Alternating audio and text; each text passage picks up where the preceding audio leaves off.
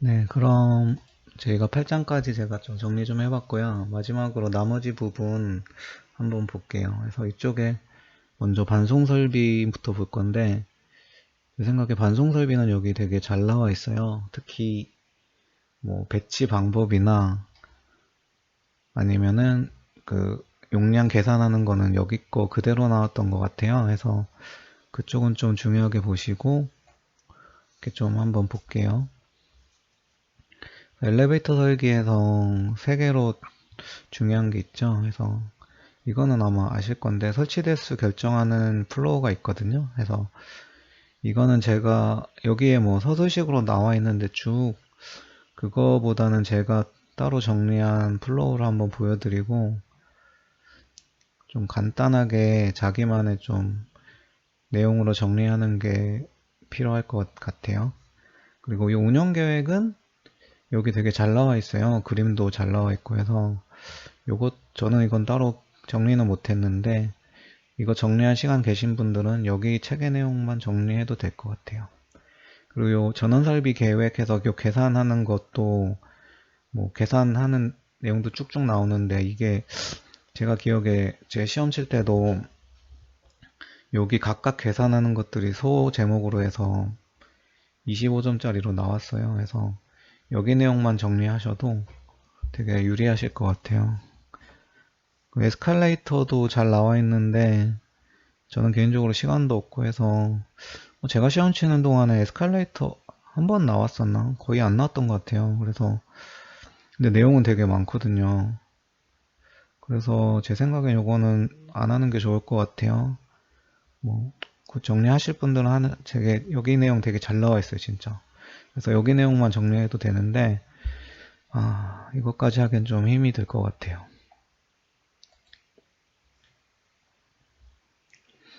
그래서 보시면은, 이건 뭐 일반론적인 거서 넘어가면 되고, 여기 이제 수량 계산하는 게 있거든요. 그래서, 요거는 이제 어떤 용도에 따라서 수량을 이제 면적에 따라서 요 계산하는 식이 있어요. 저는 이건 따로 정리해가지고 이게 뭐 엘리베이터 수량 계산 뭐 계산에 대해서 뭐 설명하시오 뭐 이런 게 나올 수 있거든요.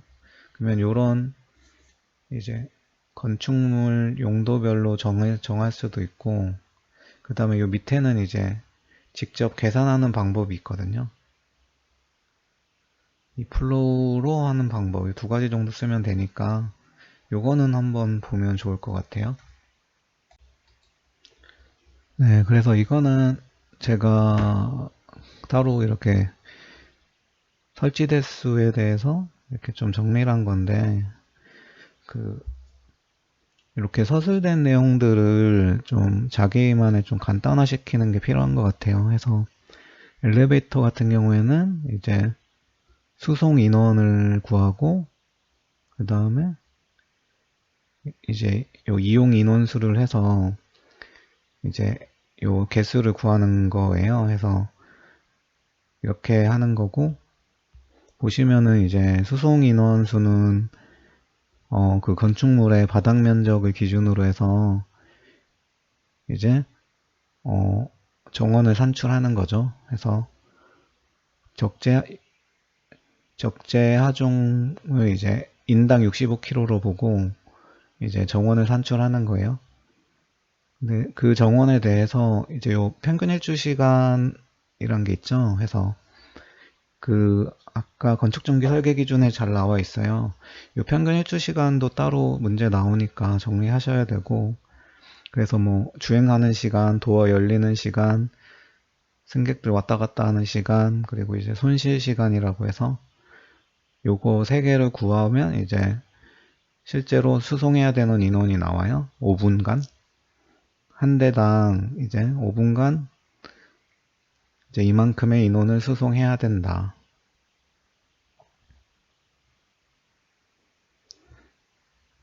그런데 실제로 한 대당 수용해야 되는 인원이 이 정도인데 실제로 이 건축물별로 이용하는 인원수가 있겠죠. 그 인원수는 이제 요 건물의 바닥 면적 곱하기 층수를 해서 인당 메타제곱이 우리나라 인구 밀도가 우리나라 같은 경우 인당 10메타제곱 정도로 보면 돼요. 그래서 요거를 넣으면은 되고 그때 이제 실제로 건물 내 모든 인원이 전부 사용하는 게 아니니까 이제 뭐 동시 출근하는 사무실, 일반 사무실, 동시 출근이 적은 사무실에 따라서 팩터를 적용해서 최종적으로 이용 인원수를 구하는 거죠. 그래서 한 대당 수송 가능한 인원수분의 실제로 이용하는 인원수가 더 많이 나오면 그만큼 엘리베이터 개수가 늘어나야 되니까 요거 계산하는 문제도 많이 전에 출제됐더라고요. 제가 공부하는 동안에는 안 나왔는데 제가 전에 관련도 문제들 보니까 요거 계산하는 문제도 있었어요. 그래서 그동안 안 나왔으니까 이 문제도 나올 가능성이 있지 않을까 싶습니다. 예, 다시 책으로 와서 뭐 이런 아까 제가 간단하게 플로우를 정리한 내용이 여기 이제 글로 쭉쭉 나와 있어요. 그래서 보시면 되는데 따로 정리하셔야지 이거 그냥 쭉쭉 읽어도 이해가 잘 안 되실 거예요. 요 일주 시간에 대한 거 아까 설명한 그 정도 개념만 아시면 되고 어쨌든 일주 시간도 따로 나왔으니까 이건 정리하시면 좋을 것 같아요. 요거는 전 안 봤어요. 이거까진 필요 없을 것 같아요. 뭐 주행시간을 반영하는 거 정도 하면 되지 이거는 나중에 진짜 엘리베이터 설계할 때나 하는 거지 기술사 수준에 이것까지는 다 못 적죠. 이거 다 패스시키고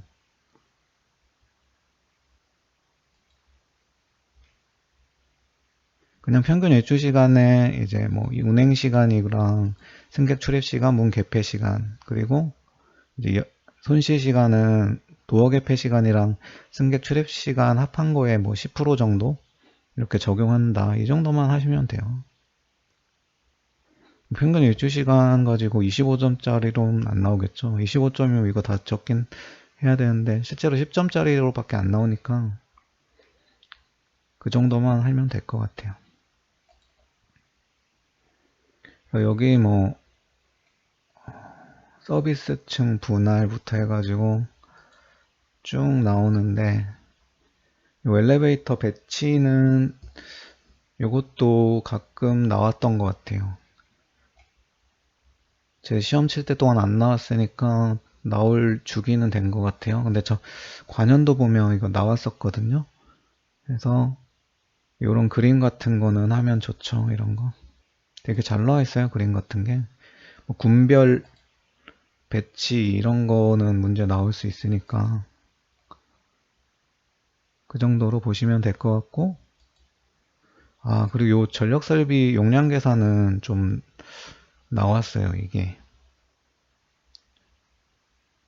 요 전압 강화 그 다음에 용량 선정하는 거 있죠. 이게 요거 거의 그대로 한번 나왔었어요. 그래서 25점으로 뭐 소제목으로 읽어 전력 간선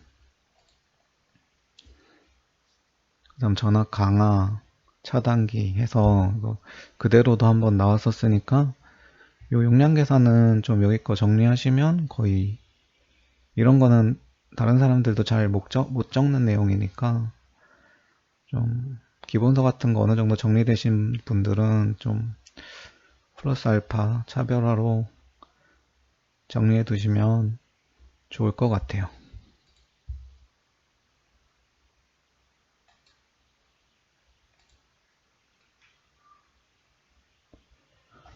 그리고 이거 이번에 122회에 엘리베이터 속도 제어 해가지고 나왔었죠.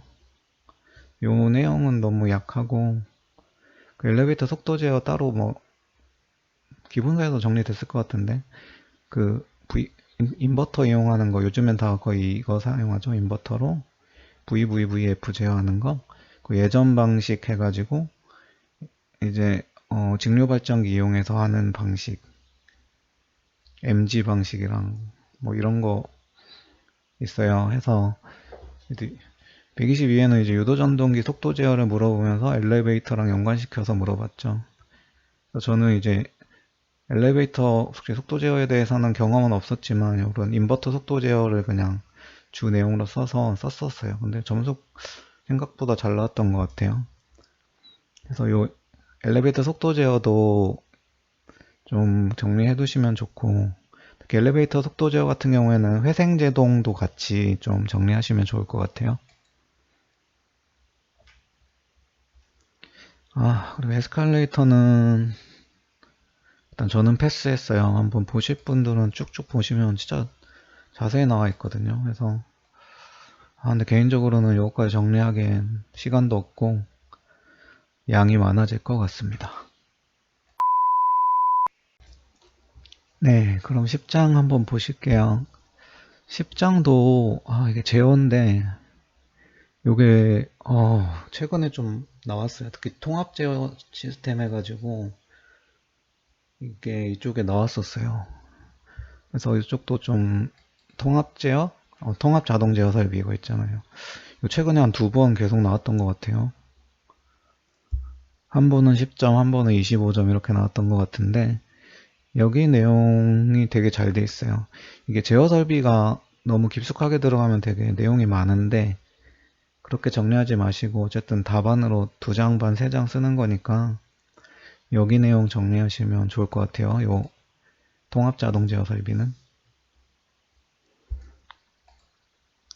뭐 그렇게 어려운 내용은 아니에요. 그래서 뭐 PID 제어 뭐 나와 있는데 이게 그냥 목표값 추정하는 거예요. 그냥 어떤 이제 피드백 제어라고 하죠. 그래서 어떤 출력 제어를 하잖아요. 어떤 기기에 대해서. 그럼 요 센싱 값을 받아가지고 내가 뭐 2로 제어해야 되는데 여기에 뭐 2.5로 돼 있다. 그럼 요 2.5로 되어 있는 정보를 다시 입력으로 보내서 피드백 하는 거죠. 해서 얘가 제어가 점점 2로 수렴할 수 있게 하는 게 이제 PID 제어. 이 정도만 하면 되고. 그냥 요거를 자세히 적을 필요는 없고요. 제어 방법에 온오프 제어가 있고 이렇게 목표값 추정하는 피드백하는 PID 제어가 있다. 뭐 이 정도 적으면 되죠. 그 다음에 소변전 제어하는 내용. 그리고 조명 설비 제어. 이런 거 저희 뭐 다른 조명 에너지 절감이나 그쪽에서도 나오는 내용이잖아요. 타임 스케줄 제어 뭐 이런 거 쭉쭉 적으시면 되고, 중앙 시스템은 여기 적을 때 뭐 이런 거 적으면 좋잖아요. 뱀스. 저희 거의 뱀스 작년에 나왔다가 올해 안 나온 것 같은데 내년에 또 한번 나올 가능성 있죠. 뱀스는 뭐 항상 나오니까 이건 따로 정리하면 뭐 여기 내용들 적기 쉬우실 거예요. 그런 내용이 그냥 그러니까 뱀스인데 좀 뱀스는 어떤 특정 시스템이고 그거보다 좀 넓은 범위로 어떻게 통합 자동 제어하는 쪽이다. 이 정도로 이해하시면 될 것 같아요. 요 개장 제어 설비는 한 번도 안 나온 것 같아요. 이거 나올까요? 이거 플랜트 쪽인 건데 이게 뭐 플랜트 쪽에 출제위원 들어가면 나올까 따로 정리 안 하셔도 될 것 같아요. 저는 플랜트 쪽이니까 이런 거 나왔으면 좋았을 건데 저는 제가 시험 보는 동안에는 한 번도 안 나왔습니다. 좀 너무 한쪽에 치우친 내용이라 이거는 그냥 넘어가시면 좋을 것 같아요. 그리고 호텔 객실 관리 설비는 여기 내용을 정리하시는데 이게 쭉쭉 좀 서술형으로 나와 있잖아요. 근데 이거를 좀 시스템화해서 좀 그림으로 해서 정리하는 게 훨씬 좋아요. 그래서 제가 어떻게 정리했는지 한번 보여드릴게요. 네, 저는 이제 아까 내용들을 좀 보고 최대한 간단히 정리하시는 게 좋아요. 그래서 저는 그 뭐 글로 나온 거를 해석해 보면 이런 식으로 되거든요. 그래서 뭐 호텔 프론트 쪽에 이런 중앙 처리 설비랑 컨트롤 판넬, 그리고 키 이제 관리하는 설비 있고, 이게 이제 전체적으로 TCP/IP 랜으로 돼 있죠. 저희 다른 건물들처럼. 그 다음에 층별로 이제 뭐 메이드룸이라고 서비스실이 있어가지고 그쪽에 플로어, 그러니까 층별 관리가 되는 판넬이 있고, 그 다음 객실에 이제 우리 객실 제어기가 있고, 거기 온도 제어, 전기 에너지 제어, 조명 제어, 상황 표시 설비, 이런 식으로 좀 그림으로 좀 자기 나름대로 하는 게 좋아요. 해서 뭐 객실 쪽을 보면은 이런 식으로 정리를 하는 거죠. 최대한 간단하게 해야 이게 뭐 암기가 되고 좀 답안을 쓸 수 있지. 특히 저런 사이드 내용들이나 제어 같은 거 서술형으로 되게 길게 길게 나와 있는데 그렇게 하지 마시고, 그걸 내용을 보고 최대한 내가 쓸 수 있도록 이렇게 좀 간단화하는 게 제일 중요한 것 같아요. 그래서 객실 온도 지역에도 뭐 나와 있는데 결론은 뭐 이런 거잖아요. 중앙에서 제어하는 기기랑 통신하면서 이제 온도 센싱 받아서 이제 객실별로 뭐 밸브나 코일 유닛 제어해가지고 온도를 유지하는 거잖아요. 그게 다죠, 뭐. 뭐 이렇게 해서 이 내용이 그 아까 그 설계 기준에 나온 내용인데 최대한 간략하게 한 거니까 이런 식으로 정리를 하면 됩니다. 네, 뭐 아까 제가 정리한 내용들이 여기 다 있어요. 그리고 주차 관제 설비도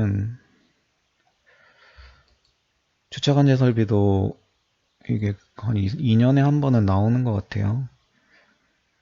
그래서 작년에 한 번, 올해 한 번 나왔으니까 안 나올 타이밍이긴 한데, 그래서 주차관제 설비는 정리하셔야 돼요. 그래서 여기 내용은 약해요.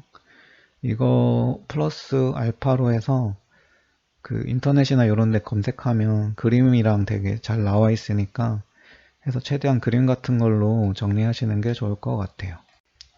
네, 그래서 제가 좀 정리한 내용 보여드리면 뭐 이런 식으로 최대한 좀 그림으로 해서 알 수 있게 해서 뭐 주차 관제면 차량 출입 쪽이 있겠죠. 차량 출입 쪽에 뭐 번호 인식기, 발행기, 자동 차단기, 그 다음 제어반 쪽에서는 얘네들을 제어하는데 이제 주차 관리, 요금 정산 뭐 이런 거.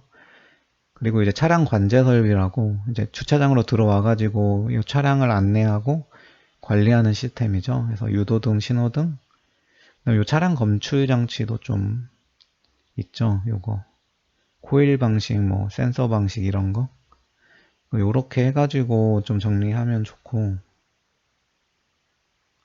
또 보시면 특히 요 차량 감지 설비는 좀 중요해요. 이건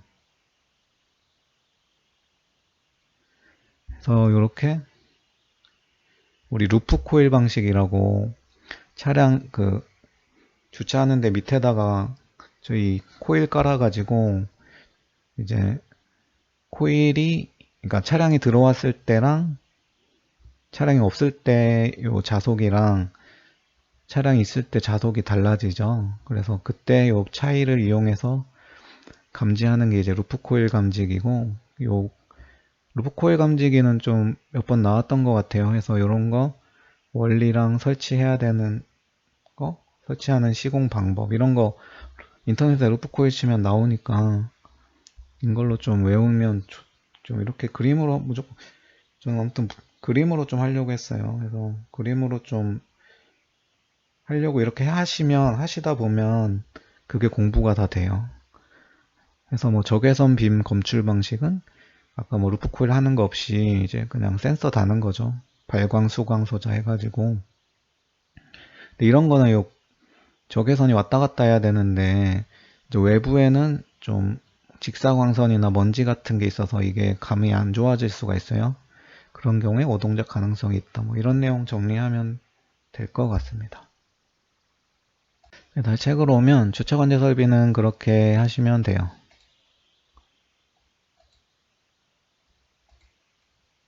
네, 여기까지 하면 됩니다.